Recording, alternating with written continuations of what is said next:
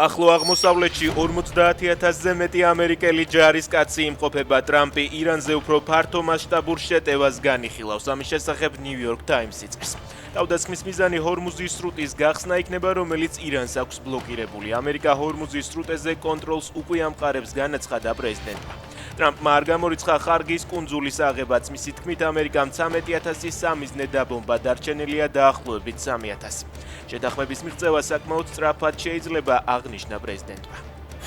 იერუსალიმის აღდგომის ტაძარში მსახურებასთან დაკავშირებით ისრაელის პრემიერ-მინისტრმა განკარგულება გასცა. შესაბამის ორგანოებს დავავალე, რომ დაუყოვნებლივ მისცენ საშუალება იერუსალიმის ლათინ პატრიარქს აღდგომის ტაძარში ჩაატაროს წირვა ისე, როგორც სურს, თქვა ნეთანიაჰუ. მანამდე ბოლო დღეებში გახშირებული ირანული თავდასხმების გამო ისრაელის პოლიციის თანამშრომლებმა კარდინალ პიერ ბატისტა პიცაბალას აღდგომის ტაძარში ბზობის წირვის ჩასატარებლად შესვლაში ხელი შეუშალეს.